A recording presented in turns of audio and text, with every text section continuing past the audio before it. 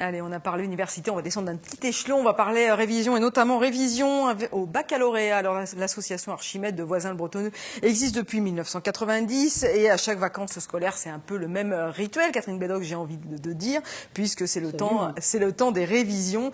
Vous organisez des ateliers, notamment en maths, en français ou encore en anglais. En ce moment, à la Maison des associations, donc à Voisins, il y a beaucoup de lycéens reçus là pour ces vacances. Il y a toujours pas mal de lycéens au moment de Pâques.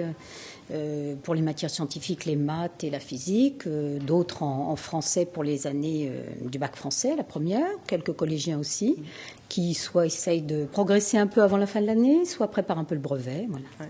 Alors là, c'est la dernière, la première épreuve de baccalauréat, ça sera la philo, ce sera le 17 juin. J'ai envie de vous demander, est-ce que c'est trop tard pour entamer ces révisions si vraiment on n'a pas du tout révisé? Alors, Ou est-ce qu'on a encore un peu de chance de sauver sa tête Si au on n'a bac? pas du tout révisé, ben évidemment, c'est un peu une évidence de dire qu'il est grand temps de s'y mettre.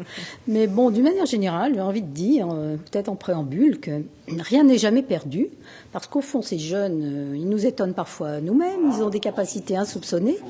Et quand ils se mettent au travail, ceux qui travaillent le moins sont parfois très surprenants.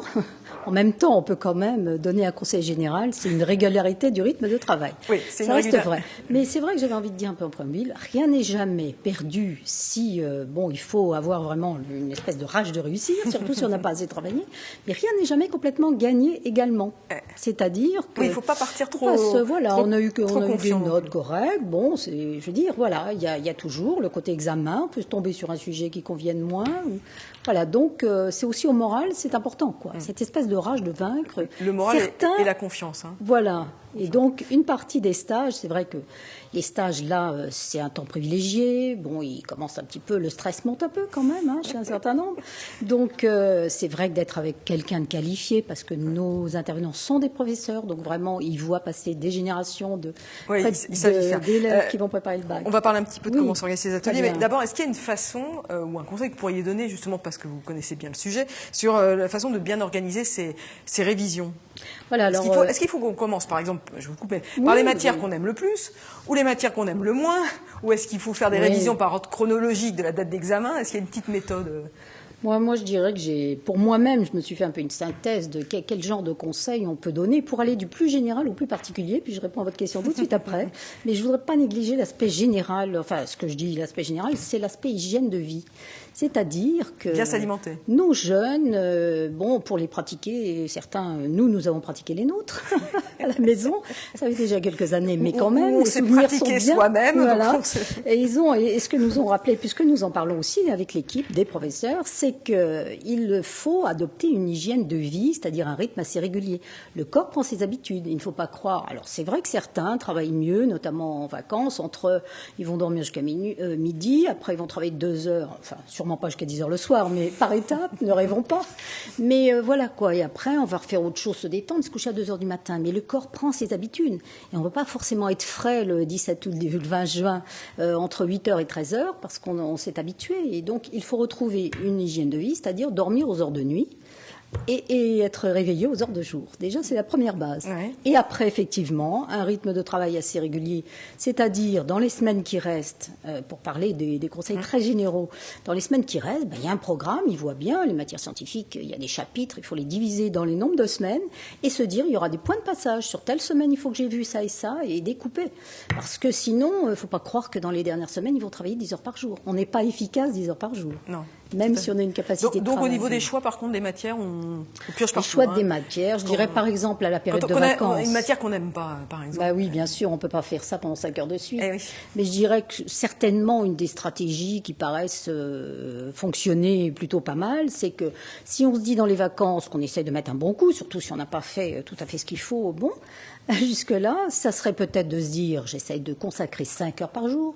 C'est pas tellement la peine d'aller au-delà parce qu'on ne sera pas efficace, avec peut-être des périodes et des pauses. Mais dans ces 5 heures, on ne va pas faire 5 heures de maths ou 5 heures de physique. Donc essayer de se dire, je consacre 2 heures à telle matière et puis je prends une autre qui me plaît moins et puis j'ai varié avec une troisième. Parce que c'est aussi comme ça qu'on arrivera à rester mobilisé. C'est-à-dire si on essaye de se mettre des formules dans la tête ou de se mettre une travailler, pression énorme en se disant, allez, il faut je fais les maths et la physique pendant 2 semaines. Tout ce que je déteste, test. Ça va être insupportable. Voilà. C'est pas Je la crois qu'il solution. faut varier, quoi, comme dans nos activités.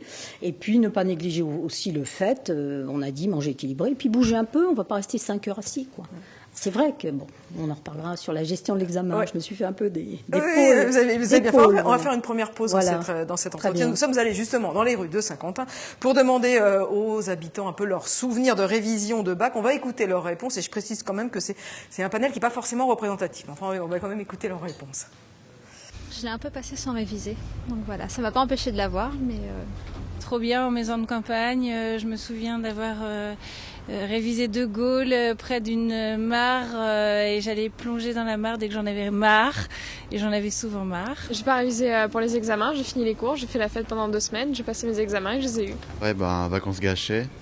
Et voilà. J'ai fait l'impasse sur les 3/4 du programme, j'en ai étudié qu'un quart, parce que je me suis dit qu'on aurait de toute façon une question sur le général sur le monde. J'ai quand même tremblé pendant un bon quart d'heure en me demandant ce que j'allais prendre, parce que je savais rien du reste. Moi c'était l'année dernière et c'était très intense. Alors là, il y a prescription.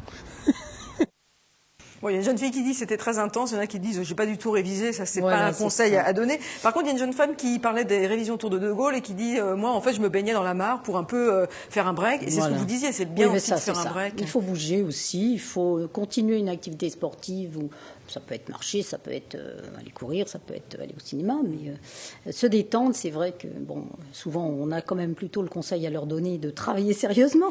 Parce que... Alors travailler sérieusement, et puis il y a une dame aussi qu'on a interviewée qui nous dit moi j'avais révisé qu'un quart du programme. Alors est-ce que c'est ça. une Ça, stratégie c'est un très Moi je la mauvais- trouve dangereuse vraiment. cette stratégie, C'est mais un enfin faut être sûr très de très son mauvais coup, hein. conseil. D'accord. C'est très très rare, mais il y a quand même toujours des élèves qui font des impasses. Il y a eu aussi quelques professeurs qui n'avaient pas pu tout faire, et malheureusement les impasses ça tombe un jour ou l'autre. Donc c'est vraiment pas un bon conseil. Ça. Les conseils qu'on peut donner quelques jours avant l'épreuve, hein. On n'y est Voilà, pas encore, c'est au donc- mois de juin, mais quelques jours avant l'épreuve, qu'est-ce qu'on peut donner comme conseil? Et puis après vous nous direz pendant l'épreuve. Voilà, Pour on bien a arriver, vu, là il reste quelques semaines, donc on a vu l'aspect, il y a une masse de travail à fournir, un programme à découper, essayer de se faire des points de passage, donc découper en nombre de semaines et se dire tant de choses à faire par semaine, hein, que ce soit tel programme, ça c'est une chose.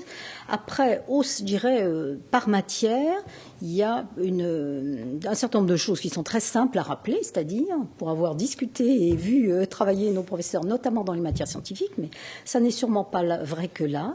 Il y a des choses extrêmement simples, c'est que les élèves, un certain nombre gagneraient à travailler et à apprendre vraiment leur cours. Ne pas croire qu'en rentrant des formules dans les calculatrices, on va s'en sortir. C'est assez rare qu'ils s'en sortent parce qu'ils ne sont pas toujours capables de bien les retrouver. Et puis, apprendre le cours et faire des fiches de synthèse. C'est vrai que ce sont des mots qu'ils ont entendus et des choses qu'ils ont entendu dire par leurs parents. Ça leur parle pas beaucoup souvent. Ça a quand même une vertu, c'est que pour faire une fiche de synthèse, on est obligé il faut réfléchir à ce d'aller qu'on à l'essentiel. Et puis il faut réfléchir à ce qu'on a Il faut bien entendu comprendre, et voilà. comprendre, ouais. Il faut bien déjà faire un tri dans le cours. Bon, il y a quand même certaines définitions, propriétés essentielles. Le fait de les écrire, après chacun doit trouver comment ils fonctionnent.